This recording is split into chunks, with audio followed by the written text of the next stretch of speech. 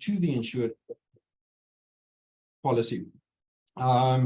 We do help the insureds throughout the process, just to make sure that all parties to the policy are treated fairly. So, yeah, the one negative of loss adjusting is we always meet people when they are at their worst. We're always responding to traumatic situations or devastations.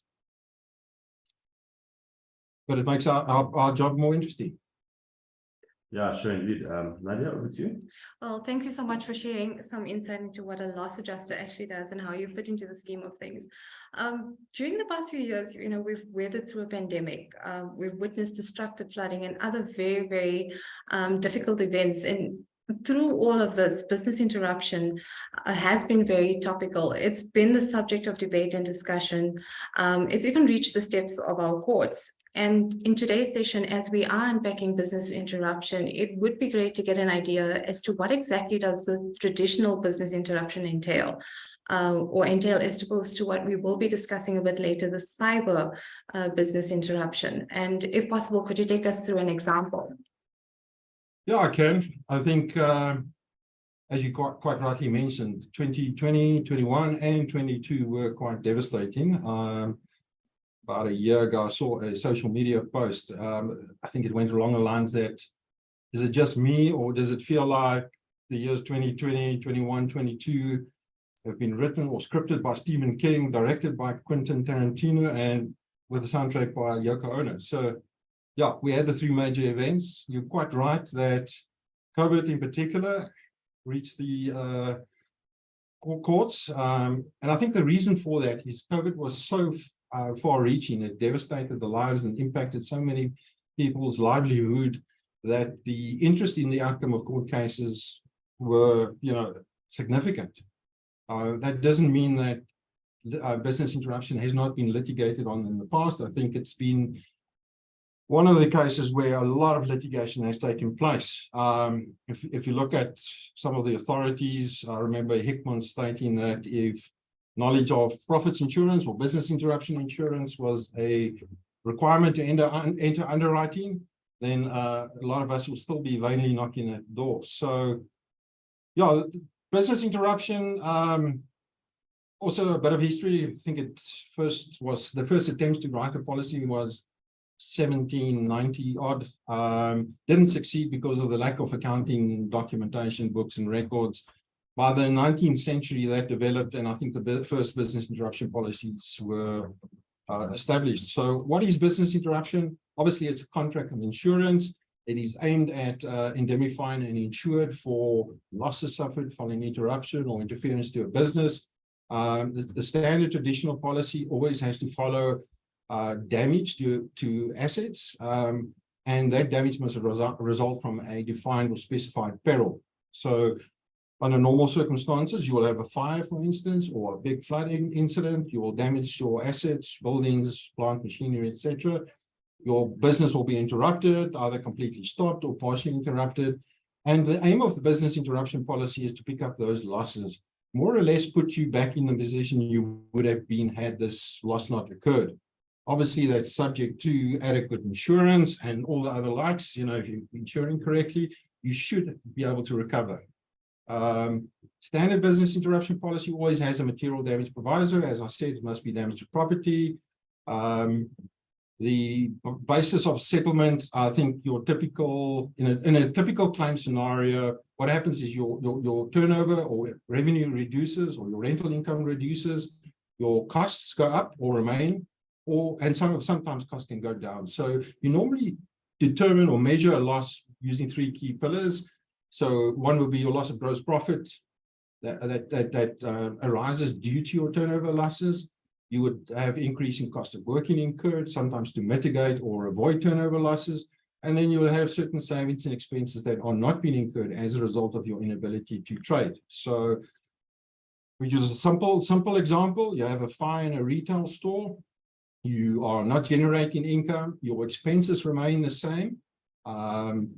You are not generating income to pay those expenses, and your business interruption policy will then step in and indemnify you for those expenses, for the costs that you incur. enabling you to pay those expenses, such as your salaries, you know, all your ongoing expenses, your telephones, all those standard expenses. It also compensates you for a profit portion on it. So you would not only lose your income to pay expenses, but you also lose profit. That's what a business is in business to do, is make profit. So as I say, it's intended to put you back in the position that you would have been, but for that insured peril. Thanks, Wayne. That's quite a comprehensive coverage in the traditional sense. As we move into the digital age and, you know, the Internet of Things and business are more and more connected, we are seeing that there are other perils that were not traditionally covered that are now causing businesses to suffer some sort of downtime. They are unable to continue operations because of what we would term a cyber attack or a cyber incident. Maybe this leads us to a point, if you can talk to, you know, what's the difference when we move into the cyberspace?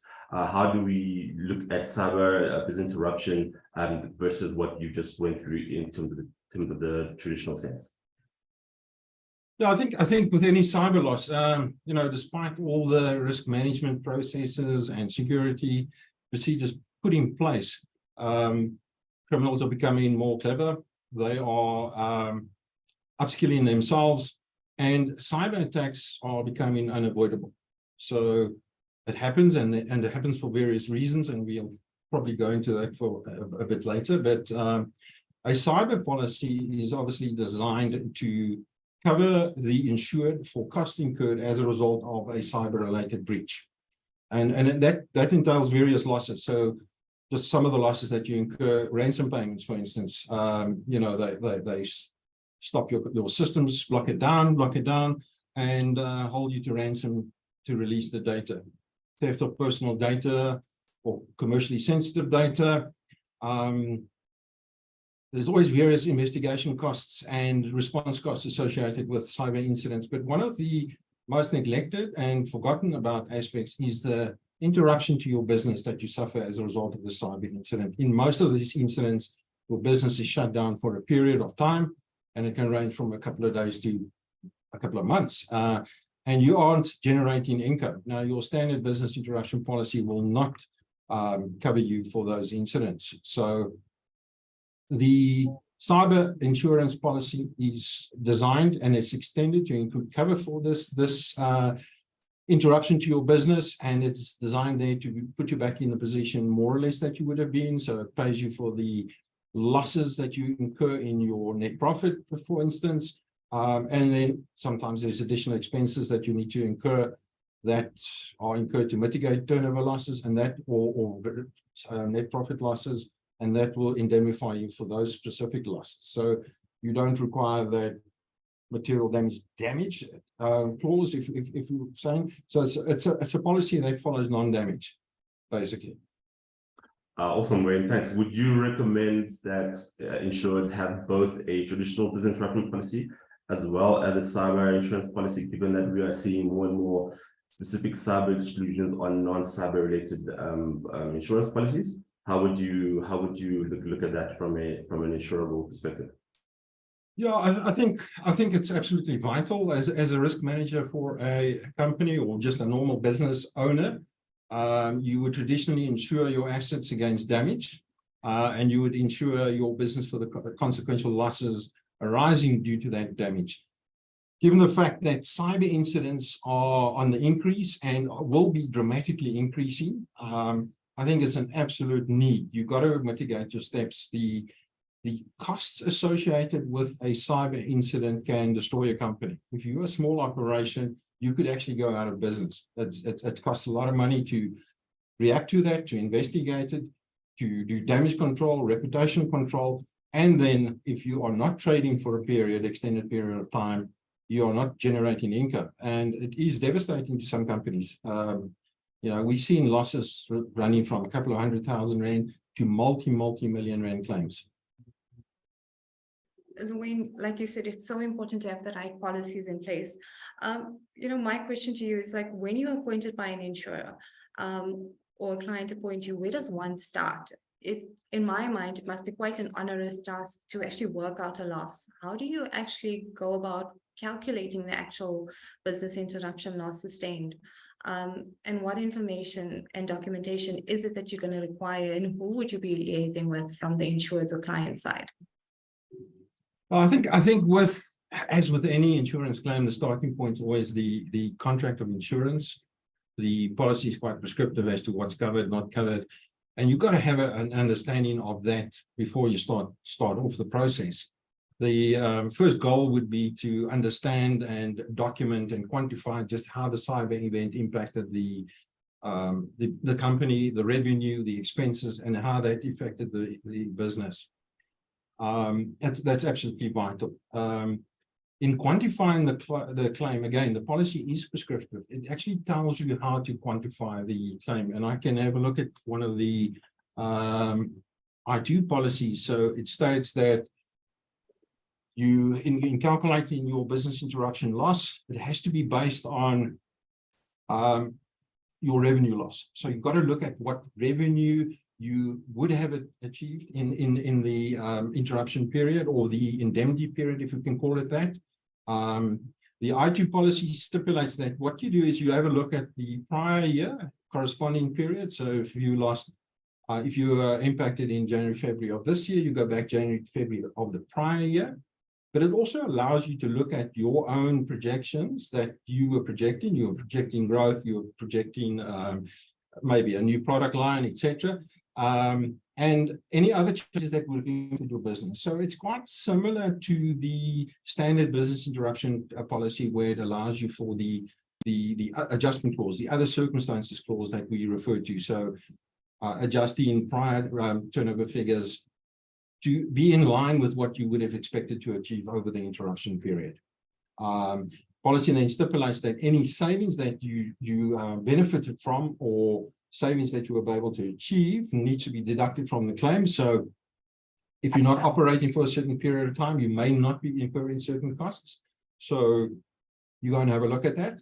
The iTOO policy also stipulates that any incidental benefits that you achieve as a result of these incidents, so needs to be deducted. So if you and a competitor, for instance, are both affected by the same cyber event, and your risk management strategies were better, and you come up online quicker, and you have now taken to the detriment of your competitor, taking business away from them, that incidental benefit enjoyed must also be taken into consideration when calculating the loss. So the policy also stipulates what exactly you need to present. So the insured is obliged to submit his claim, documentary evidence in substantiation of the claim. So that will be your normal books of record, accounts, invoices, bills, everything that you are claiming must be presented. The policy stipulates that where you have mitigated losses as well. So if you implemented any loss mitigation steps, utilized available stock, for instance, so you have quite a big stock holding, and you sell out of stock in order to avoid turnover losses. Those kind of mitigation action steps that you take must be taken into consideration for purposes of the claim. So roughly, to trigger a policy under the cyber business interruption policy, you need to show that there was an insured event that triggers the policy. You need to show that that event has resulted in a loss, and you need to be in a position to quantify that loss. So just without any other loss, you have to go through an investigation process, a technical evaluation of the events, the circumstances, looking at what was compromised, understand the damage, the impact, the period of recovery, identify certain upgrades that were implemented in post reinstatement, all those aspects wrapped up into a claim. So it's a lot easier said than done.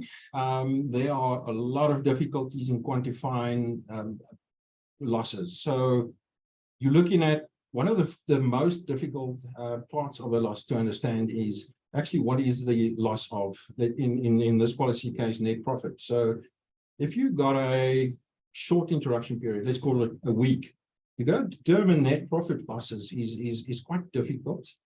And it is probably one of the most difficult parts of establishing the claim. So there's a lot of analysis and detail that has to be gone into to determine what revenue have you lost, how did that impact expenses, how did that impact your net profit. So That is a process that's normally discussed with operations and financial people.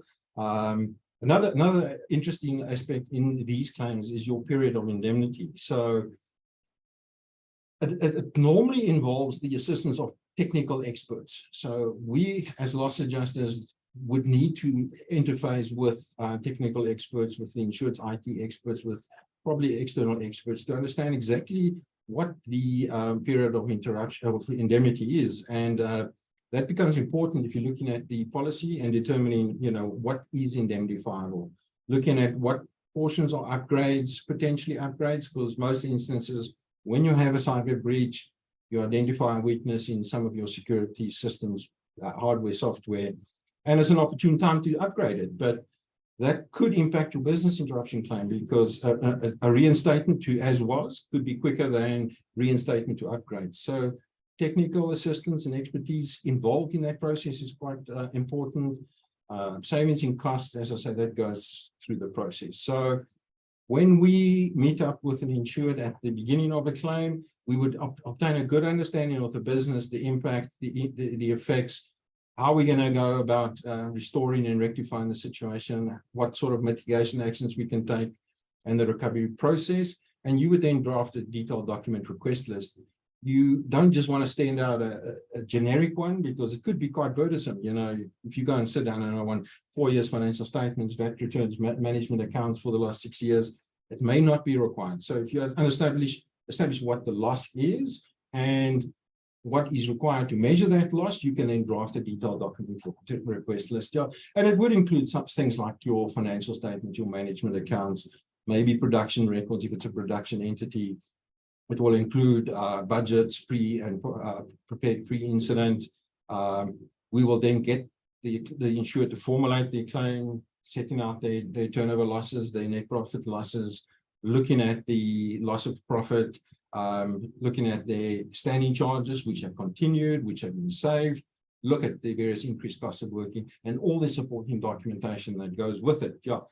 So yeah, a complex process. It is cooperation. It requires interaction with the insured. And I think if all parties work together, it goes a lot smoother. And yeah, it's not easy, must admit. Definitely not, Wayne. I think you sort of highlight quite a lot that goes into, the calculation and what you would consider. And I think you highlight a couple of good points there in terms of the net profit that we would be looking at from a cyber perspective. Taking account things such as savings. Have you benefited from an industry perspective? If there's from that downtime, as well as understanding that the insurance policy is still an indemnification policy. The aim is to put the client back to where they were. So things such as betterment would be a standard exclusion under our policy, where insurers might want to upgrade systems because of the interruption. All those upgrade costs would then not be part of what we would include under a business interruption loss. So just to move on from there, Wayne, from your observations with dealing with these sort of BI losses, what would you work through from a policy point of view? Given your experience, what are the relevant sections that need to be considered from a insurance policy perspective? You may touch on a little bit of this, but we can just go through that again. Yeah, I think the contract of insurance is vital. We must realize that as a contract, and in terms of the contract, there are certain terms, specifications, exclusions, and the like. One thing is important, that have a look at the contract that's been issued. I've done plenty of these claims, and it's clear that not only do the contracts or policies vary from insurer to insurer, some insurers themselves, they have different products in their stable. So very important to look at it. They are always, as I say, subject to terms and conditions. But the bottom line is they're designed to indemnify the insured against financial losses. So it's very important to understand the terms, and generally business interruption policies are quite complex. And these claims, these type of policies aren't really that complex, but you need to understand every section that you are reading. So if you're looking at an insurance agreement of a typical iTOO policy, and I'm going to read just the business interruption insuring agreement. So it states that the insurer will pay loss of business income, and business income is defined later on, incurred by the insurer during the period of restoration. So that's also defined, resulting from a claim first made and notified to the insurer in accordance with the provision of the policy and the like, resulting from a wrongful act. So it's important to go and have a look at items that are specifically defined in the policy, because that's going to assist you in, one, understanding exactly what is indemnifiable, and two, how to quantify that and how to substantiate that it's in line with the policy cover. So business income in terms of this policy is defined as the reduction in net income. That's net profit before taxes, after accounting for savings. And as I said earlier, it may be quite difficult at times to establish what the net profit loss is. If you're looking at a major multi-million rand or billion-dollar company, and you're looking at one small department impacted, so you got a manufacturing concern, retail concerns, and they have a small online business. If the online business is impacted and they don't maintain separate management accounts for that entity, that clearly sets out the financial trading results of that, very difficult to establish what the net profit losses are. And hence the policy then stipulates that either you can claim that, or you can claim your standing charges. So those are the reasonable expenses that continue, such as your payroll, your rent, and etc., associated with this network breach. So important to understand that you have two options there. So, but yeah, important to go through that. And obviously there are difficulties in arriving at each one of those.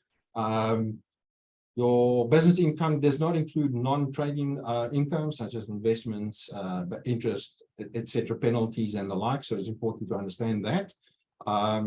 Looking at your period of restoration, and this is where it differs quite a lot from your standard business interruption policy.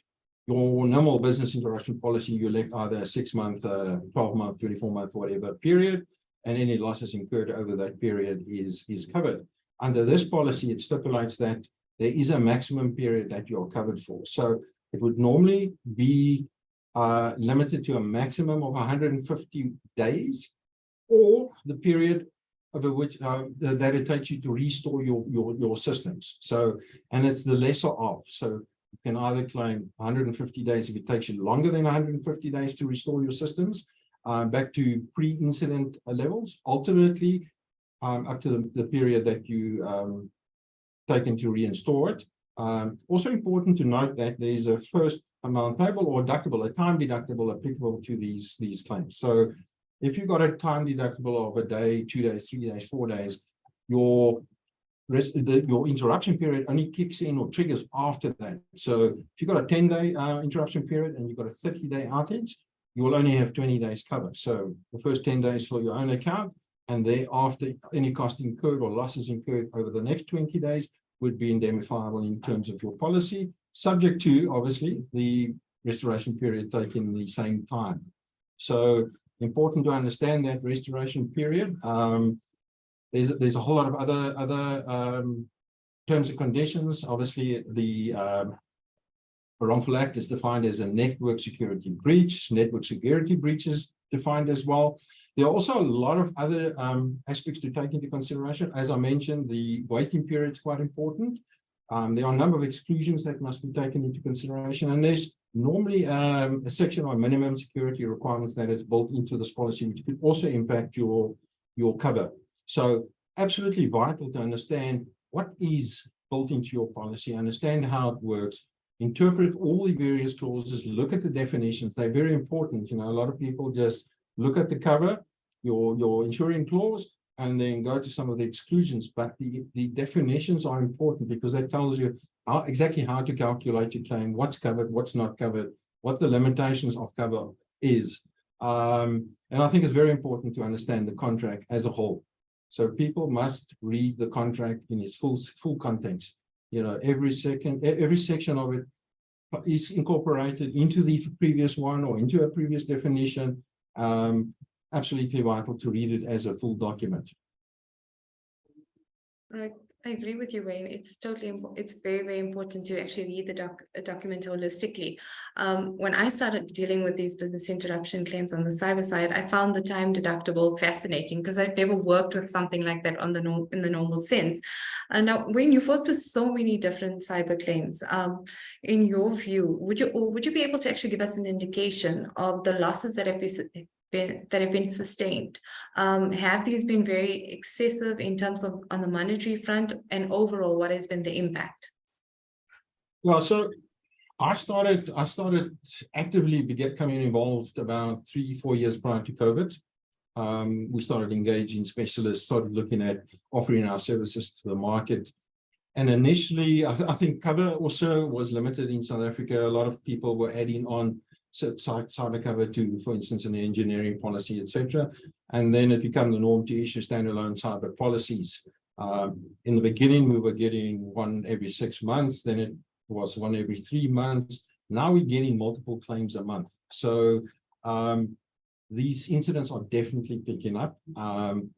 The impact on business as a result of cyber is anything from a couple of days to months, depending on how good their backups are, systems, how quick they are able to recover. You know, if they cannot recover quickly, the impact on the business is devastating. So the claims that we are looking for, a couple of 100,000 rand, 400,000, 500,000, 600,000 rand, as I said, to multi-million rand claims where people are suffering huge losses.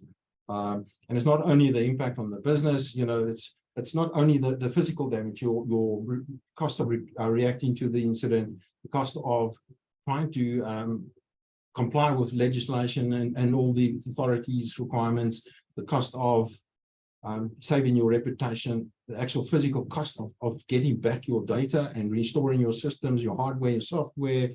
You know, we're looking at some companies with multiple users. So if you are a company working from home and you got 500 users, you could have 500 devices that need to be looked at and cleaned up. And it can be an exorbitant cost to look at those things. So yeah, we've seen losses ranging from, as I said, under R1 million to multiple million rands. The extent of the losses are becoming more and more. The ultimate impact on a company can also be devastating because they can lose customers permanently or clients permanently, sustain reputational damage. So cyber is a big issue in South Africa, and it's just becoming more and more so around the world. I think the last statistic I heard was that the reported losses, and not all losses are reported, are in the region of about 6 billion rand a year. Yeah, I think, Wayne, you touched on a key point there that the business interruption aspect from a loss perspective can be quite devastating, depending on the period of downtime that the client suffers. I think our brokers will be happy to know that our waiting period for that downtime to sort of kick in is usually around 12 hours. This is risk dependent, so it wouldn't be 3-4 a week like you would see in possibly in your more traditional BI. From a cyber perspective, we have much shorter sort of waiting periods for that BI to kick in. So just when we've gone through quite a lot from a business interruption perspective, and maybe I would like you to sort of touch on some things that you've seen when you've been the adjuster on any case, things that clients have done that they shouldn't have done, where things may have gone wrong, and what should our clients and brokers be looking out for in order to have a successful business interruption claim. I think the main aspect or main takeaway is that all situations are unique. In every claim, you face different challenges, let's put it that way. The biggest fault or mistake people make is to leave the insurance claim for right at the end. And they rush around, tend to recovery, etc., and forget insurers. And like they say, that's where the argument started. I believe it's absolutely vital to involve all parties from the start. So get all your IT experts, get your insurers on board, get your insurers experts on board. They need to make the right decisions for the right reasons from the outset. I think that's the biggest and single most aspect that we find. You know, people, once they've recovered, people go on with their daily jobs. They want to carry on doing what they do. They're not there to formulate insurance claims. They are IT experts, they're financial experts, they're production people, they're operational people, and they want to get on with their normal job. And the insurance claim is sitting there in the background, and the financial manager's jumping up and down. He wants to recover his funds, his losses, and we sit in a situation now where we're lacking a lot of information and picking up issues which become a debate, saying, you know, you could have done X, you should have done Y. Why did you not do X? What about betterment? Why? And a lot of those things can be explained. And had it been done from the outset of the claim, I think it would have gone a lot easier and a lot smoother. And all parties would have had a better understanding as to the ultimate outcomes that are going to be achieved. So not that we want to dictate to people as to how to do things, but at least everybody understands that if we take this route, we're going to have X outcome. If we take that route, we're going to have Y outcome, and agree to it. So I think that's the biggest single issue that we are facing, is people don't really understand the processes and not involving the right people at the right time. And we've actually seen how things can go pear-shaped on our side with the right people are not involved at the right time. And you do mention, you rightly say that all situations are unique and you need the expertise. And you've also mentioned on a bit earlier that working together and cooperating is key to bringing about successful outcomes. How do you deal with those difficult clients, you know, that just don't want to comply or provide you with the information that you need? Again, I think it's getting in at the right time. We found that if you got access to the client or an insured in the early days, and you can sit down and explain the role and our role and the role of the various parties and the need for the interaction with the various parties, it becomes easier. Once you get into a conflict situation where people are demanding money and you delaying it and this and that, it always becomes you know, it's a difficult scenario that you now need to deal with, and you're always on the back foot. So I'd say the first ultimate prize is to get in early, make sure that the entire team's involved. With cyber claims, unlike a normal business interruption claim where you would have one or two people in the company involved running the claim, you always got so many different parties involved. You'll probably have attorneys involved. You've got IT experts involved, cyber people involved. For normal IT operational people, the guys looking after your networks, your hardware, your software, your infrastructure, they all have to be involved to get it back up and running. You've got your financial staff involved. You got your operational staff involved because you want to continue business. How do we operate without IT systems?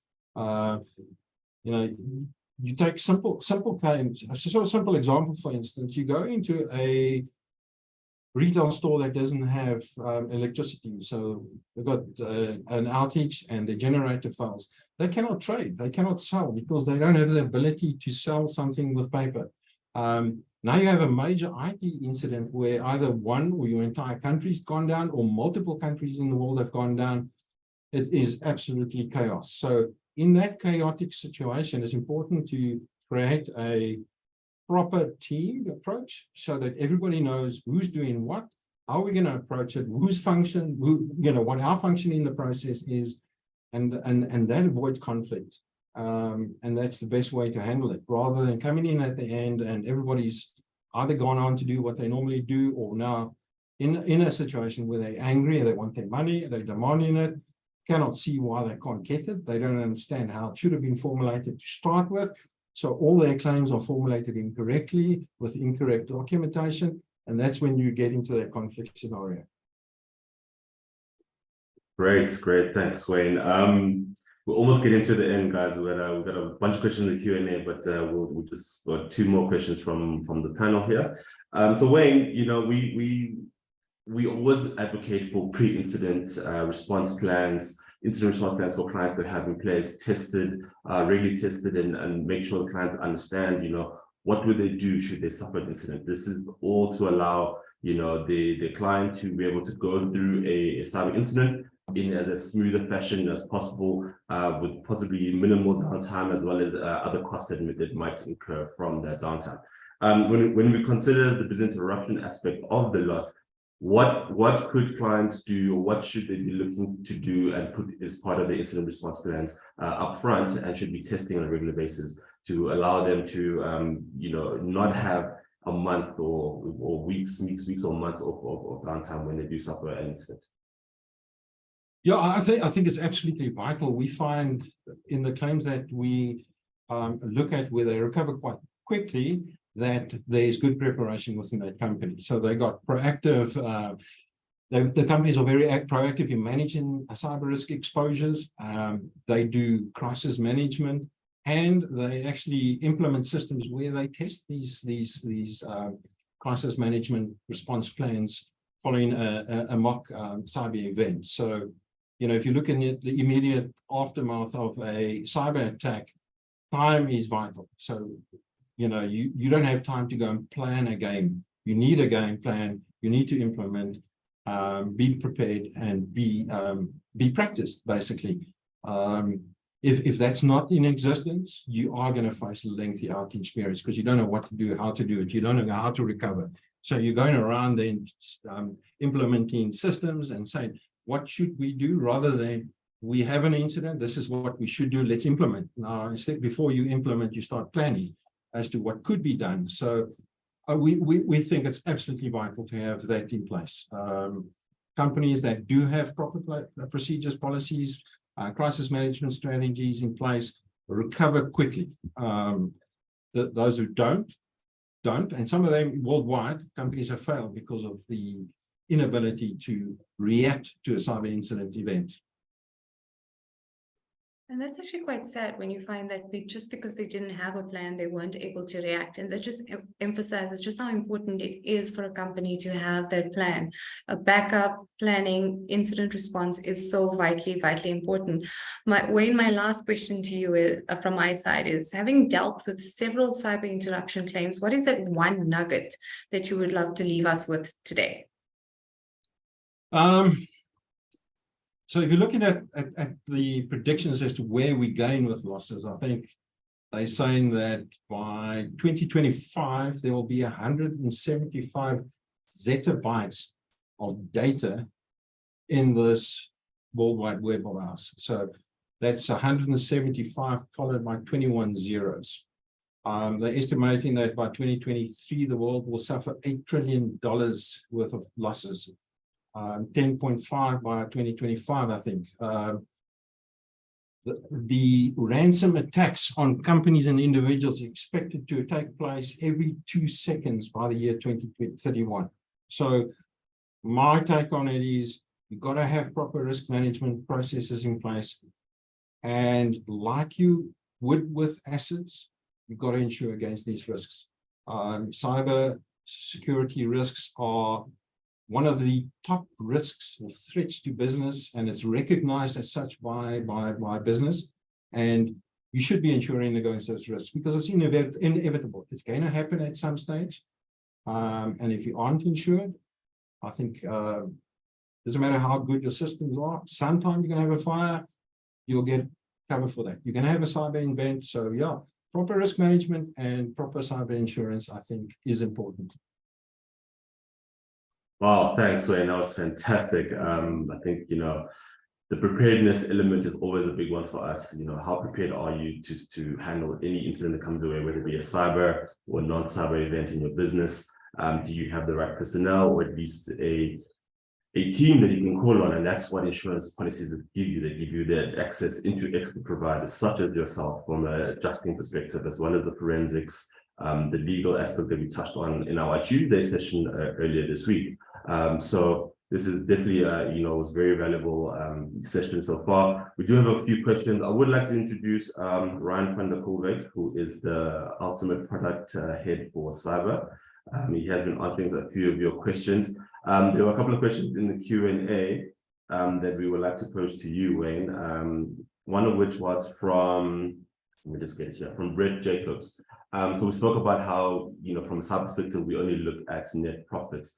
The question was, why only net profit and why not gross profits and standing charges?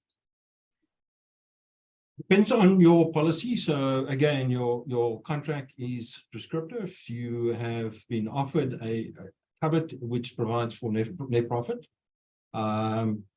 And certain companies do offer gross profit policies.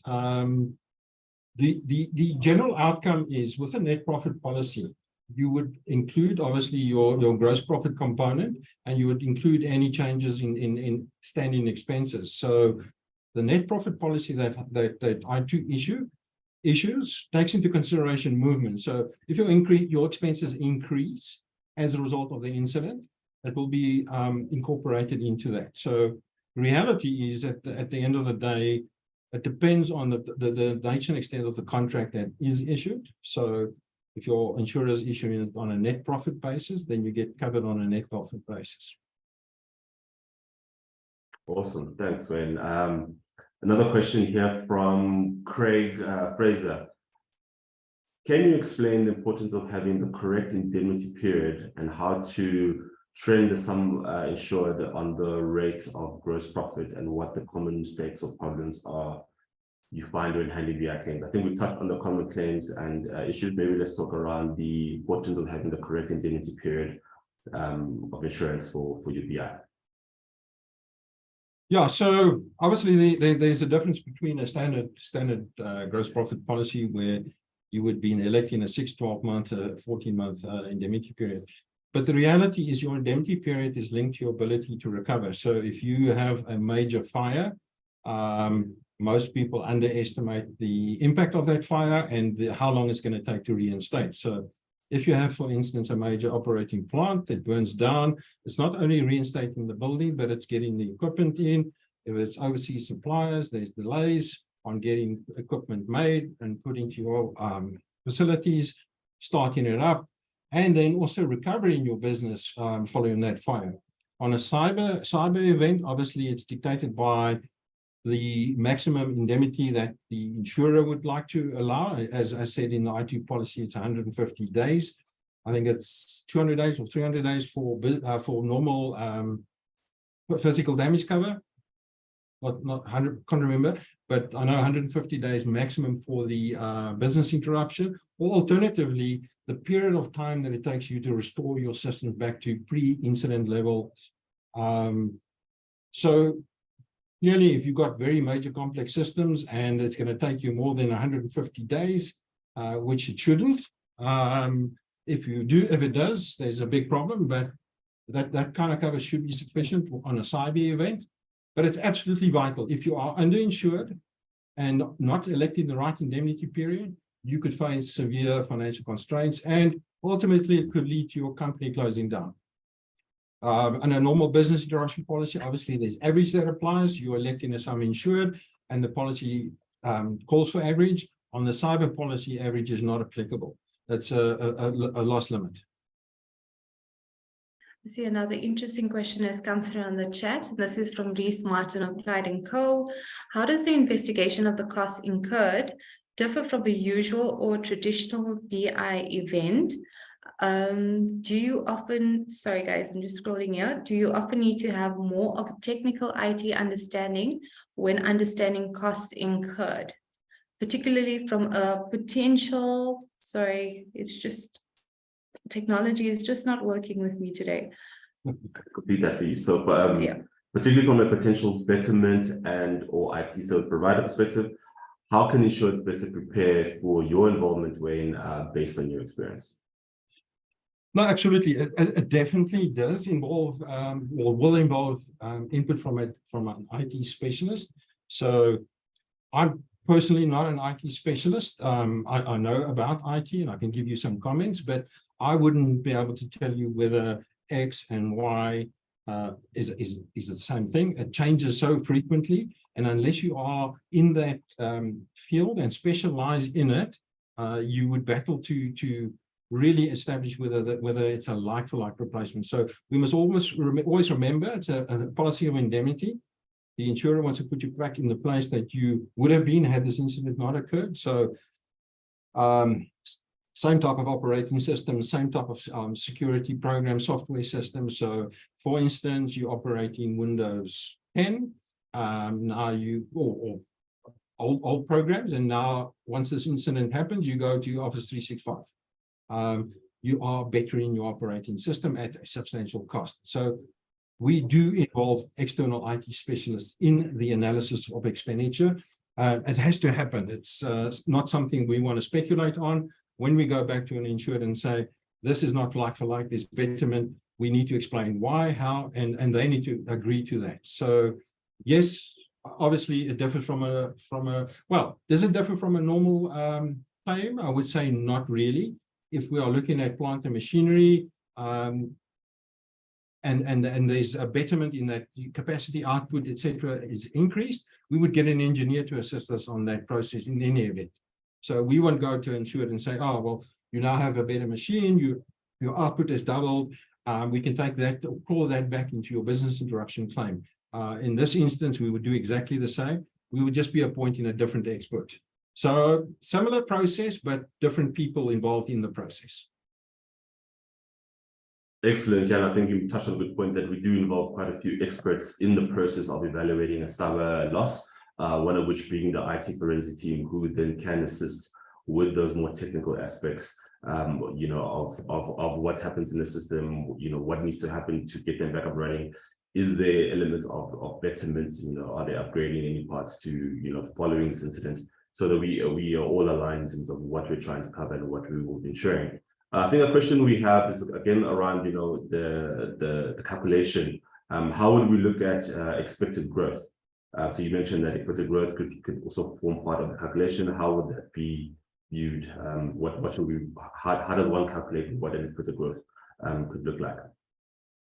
So again, we'll look at historical performance. So you look at, if you're analyzing a business, you will have trends. So you'll be able to compare year-on-year performance. So you'll be able to see that they're performing or growing by 2%, 5%, or minus 10%. You'll look at the industry. So understanding the industry as a whole, saying, you know, there's a downturn in that kind of industry.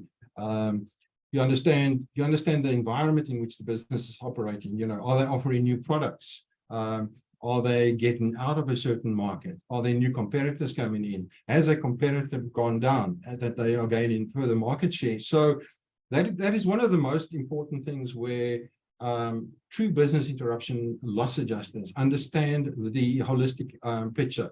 So I call certain loss adjusters, and over the COVID period, a lot of business interruption experts popped up.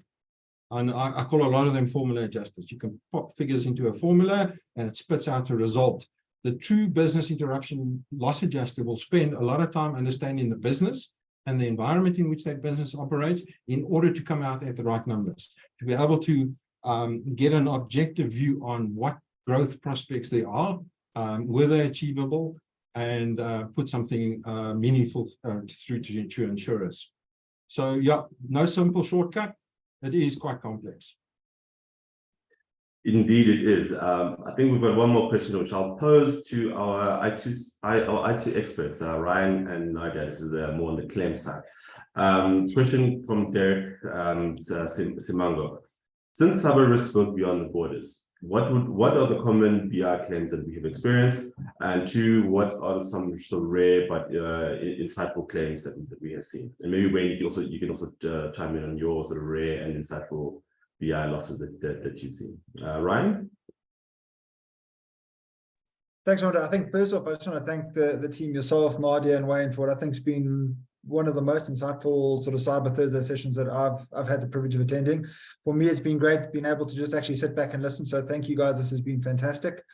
From what we've seen, at least, and it's obviously just a subset on what we've seen from a claims perspective, the typical sort of BI claims that we've experienced have been off the back of ransomware attacks, where data has been encrypted and companies have had to recover those sort of environments. So that's definitely been the most common that we've seen. There is a concern, an escalating concern around IoT. So where you could see sort of denial of service attacks, trying to disrupt operations where you have production lines and things like that, resulting in BI claims going forward. I suppose the extreme to that is if you have malicious attackers that are able to adjust tolerances on some of this manufacturing equipment, resulting in damages to that, which could then cause delays in having to replace parts of the production line. That's a relatively big concern that we have, and while we haven't seen claims for it just yet, there have been a number of close calls from a global perspective, and it's something which is on the horizon that we think we'll start to see more claims on. Sorry, and then there was, I just want to remember what the second part to that question was. Rare but insightful claims. I suppose rare but insightful would be the second part. We're discussing the IoT as a developing trend. Maybe just to touch on two key things to try and sort of minimize the damages to that, as Wayne mentioned earlier, having the sort of plans that you've thought through how you would go about recovering. So what are the key systems? Which one needs to be brought online first? Who's responsible for it? Where is the backup for the system? Becomes really important because you're then thinking through it with a sort of calm mind as such, as opposed to trying to rush around in what is a very stressful situation, trying to determine these things. And then the other big key thing, which from what we've seen from an underwriting perspective, companies have got a lot better at, is having these sort of ransomware protected backups. And that could be through a disconnected cloud backup, some form of immutable backup that cannot be overwritten by ransomware or the like. We've unfortunately seen some instances where clients had their backups directly connected to the production environment, and ransomware has then encrypted everything in production and encrypted their backups, leaving companies in a very difficult position to recover from. But enough waffling from my side. Anything you want to add, David? I think Ryan has summed up everything perfectly, and we always will overemphasize just how important it is to make sure you have the plans. Great, and I think that brings us to 2 minutes before 11 o'clock. There's no further questions in the chat. I think the ones in the Q&A are more comments rather than questions. We have answered everything. So I'd like to say thank you once again to Wayne and your giving us your time and your insights. We do have a presentation prepared by Wayne following what we've spoken about today, with a lot of detail around the topic of BI, which we will share with everyone who's joined us today. So do look out for that when we do send out the mail, either later this week or early next week. So that will be shared with everyone who's been on the call. This call has also been recorded. We'll share that recording as well for those that do want to come back and recap on some of the topics spoken about. So again, massive thank you to you, Wayne. Appreciate your time, your insights, your expertise. It was a very great topic for us to sort of unpack a little bit more. It's a topic that we have a great appreciation of, from the insurance perspective and what that might mean at a claim stage. So it's good to have you who actually deals with it on the ground and helping us to quantify and validate those claims. So thank you again for your time. Thank you, Nadia, for also joining us and co-hosting for today's session. It's been a pleasure to have you. Also a pleasure to have you, as our expert claims manager. And thanks, Ryan, for popping in there at the end and answering some of those chats, the questions in the Q&A. So thanks for your time as well. Thank you to all our brokers and clients that are on call. Great to always have you on these sessions. Look out for our next session, which will be in about a month's time. Sometime in April, we will be releasing the next event for Cyber Thursday. So go well. If you do have any further questions, do drop us a line. You should have our emails, and we'll be happy to assist on any queries. But thank you once again, and have a great day further. Thanks, guys. Thanks, everybody. Thanks, everybody. Okay. Take care.